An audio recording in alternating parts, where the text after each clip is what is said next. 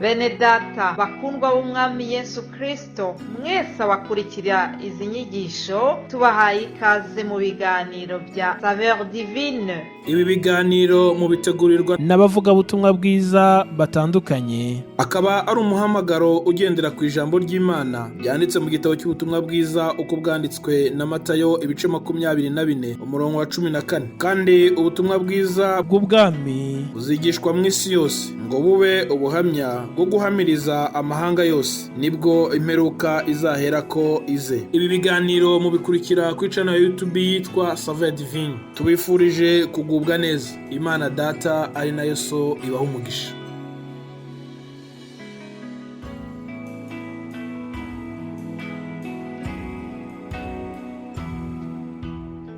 Ndakuramukije inshuti mukundwa wowe uteze amatwi ibiganiro byiza ugezwaho na SAVEUR DIVINE.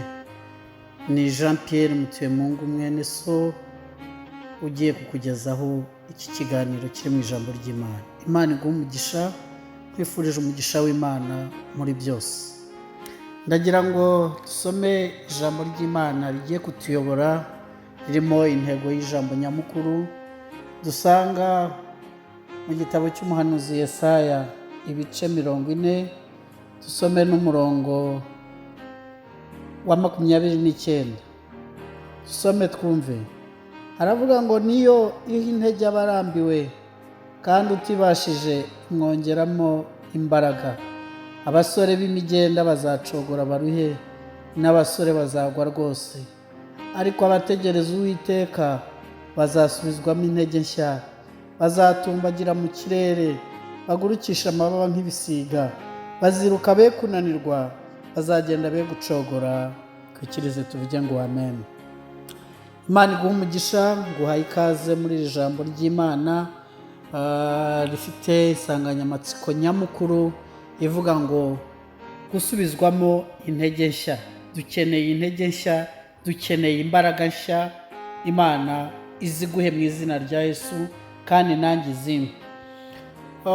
Ndashaka kuvuga ko umuntu agizwe n'ibice bitatu. Agizwe n'umubiri, n'umwuka kandi n'ubugingo. Kandi ibyo byose bifite ikibitunga. Uyu rero turimo tuvugaho ni umuntu w'imbere. Murabizi ko uyu mwuka aba mu muntu, aba mu mubiri mo imbere, ndetse na bugingo niho ari. Bugingo utungwa n'ijambo ry'Imana na bya bihe byiza, n'umwuka nawo ni igice kidufasha gusabana n'Imana. Hakaba rero aho bituye hitwa umubiri. Uyu mubiri murawuzi uburyo ukora kugira ngo ugire imbaraga kuva umuntu avutse, ndetse si ukuva avutse ahubwo niyo akiri mu nda, kuva gisamwa hari ibyo basaba umubyeyi kurya, kunywa, kugira ngo uwo atwite aba amahoro, agira imbaraga. Buri cyiciro cyose rero agenda akenera ibimutunga. Ndavuga umubiri. Umwana akivuka hari ibyo ahabwa, uko agenda ahindura ibihe bye, agenda akura, agenda ahindurirwa imirire kugira ngo arusheho kugira imbaraga zigendanye n'icyiciro agezemo. Ubwo nagira ngo ntangire nkumvishe icyo tugiye kuvugana. N'uyu muntu rero witwa umwuka, uyu muntu w'imbere w'umwuka, nawe aravuka.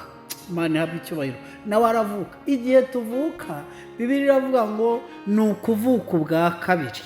Ni umuntu uriho, ushobora kuba ari muto cyangwa mukuru mu myaka, ariko iyo umunsi wizeye, umunsi wihannye, umunsi wakiriye Yesu Kristo nk'umwami n'umukiza w'ubugingo bwawe, ukatura, ubuvutse bwa kabiri, ububayeho.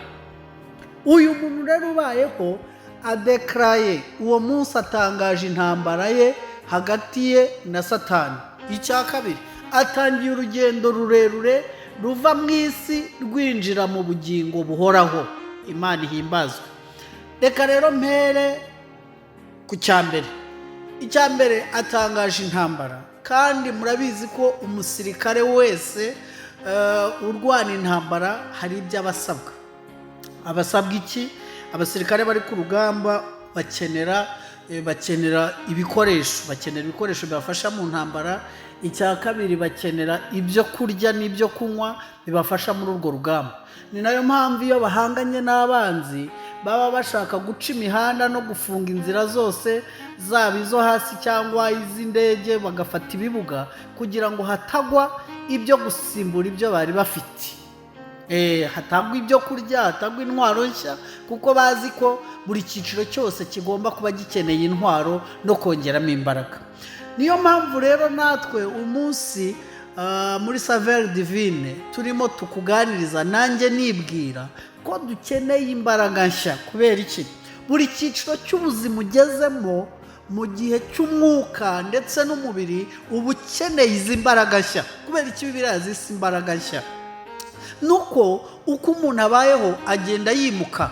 Aba ari umwana, ejo akagera mu bugimbi, ndavuga mu bujene, aho ahura na copinage, aho ahura n'ibindi. Aba ari umunyeshuri, ejo aba ari umukozi, uba uri mu bukene, ejo ukaba umukire, ejo ukaba wubatse urugo ukarera. Hari n'igihe ugira ibyago ukinjira mu cyiciro kindi cy'ubupfakazi. Urumva buri cyiciro cyose gikeneye imbaraga nshya. Muzi impamvu gikeneye imbaraga nshya? Ni uko usabwa kunesha buri munsi. Imana ihabwa icyubahiro. Unyumve, usabwa kunesha ku rugamba rwose urwana. Bibiliya nta na hamwe ikubwira kuneshwa. Nusoma mu byakozwe n'intumwa, amatorero yose uko ari 7 yandikiwe, ijambo risoza riravuga ngo unesha. Buri cyiciro cy'ubuzima usabwa kunesha. Haleluya. Ni nayo mpamvu usabwa imbaraga nshya umunsi ku wundi, kubera ko buri munsi uzana ibyawe. Buri gice cy'ubuzima winjiyemo gifite ibyo kigusaba. Muri iyi minsi ho rero by'akarusho, impamvu dukeneye izi mbaraga nshya buri munsi ngo tuzisabe tunazihabwe, turimo turahangana n'inyigisho mbi z'ibinyoma. Icya kabiri, turimo turahangana n'amateori nyine, iyo abarimo bavuga ko Bibiliya itari igitabo kiri ngombwa cyagenderwaho cyagenga ubuzima bw'umuntu. Uzumva abahakana, turimo turahura n'ibyaha biri muri tekinoloji, turahura n'abahakana Imana, turahura n'ibintu byinshi binaniza, turahura n'inzangano nyinshi, turahura n'indwara nyinshi, turahura n'ibyago byinshi. Dukeneye imbaraga nshya kugira ngo ubugingo bwacu tuzaburokore, tubukure mu isi, tubone tugeze iwacu iyo tujya mu ijuru. Imana iguhe umugisha mu izina rya Yesu. Nashaka kukubwira iki rero? Ikindi gice cya kabiri nakubwiraga cy'urugendo nyine, iyo umuntu agenda ananirwa. Murabizi iyo umuntu yakoze urugendo rurerure ko agenda ananirwa. Reka nguhe urugero rw'ikinyabiziga. Ikinyabiziga kigomba gukorerwa vidange na graissage. Iyo cyakoze ibirometero byinshi byategetswe, amavuta arasaza. Iyo batinze kuyahindura hari ibintu biba, imodoka icika intege. Icya kabiri, izana imyotsi. Icya gatatu, ishobora kugonga moteri. Nako ntishobora ahubwo igonga moteri. N'ubugingo bw'umuntu iyo butongewemo imbaraga nshya, amavuta mashya, hari ibitangira kugaragaza ko uwo muntu atagifite imbaraga nshya muri we. Azana imyotsi mu bo babana, mu bo baturanye, hari imirimo mibi imugaragaraho. Icya kabiri, iyo atinze guhabwa imbaraga nshya, anagonga moteri, aragwa, mu yandi magambo asubira mu byaha, akananirwa, agacogora kandi atagezeyo. Reka rero mbabwire kandi mbakomeze mbahumurize ko abategereza Uwiteka bongerwamo imbaraga nshya. Abasomye cyangwa bazasoma agatabo k'umugenzi, mu Kristo ageze kwa musobanuzi yahabonye ibintu bikomeye. Ngo yabonye umuriro mwinshi waka, ariko ngo abonamo n'umuntu urimo amenamo amazi menshi. Ngo ariko akireba atangazwa nuko umuriro utazima. Ngo agitangara, musobanuzi aramuhamagara ngo amujyane inyuma, aramubwira ngo dore impamvu uriya muriro utazima kandi ubona bamenamo amazi, ngo hari ikiganza kitagaragara kiri inyuma cyongeramo amavuta. Imana ihabwe icyubahiro. Kristo uri mu ijuru yongera imbaraga nshya buri munsi mu bagenzi bajya mu ijuru ngo badacogora. None nawe mwifurije kwambara imbaraga nshya zigendanye na buri cyiciro uzageramo. Ushobora kuba waravuye muri Afurika warageze i Burayi, uri muri Amerika, uhakeneye imbaraga nshya bitewe n'ibihari bishyashya uhura nabyo.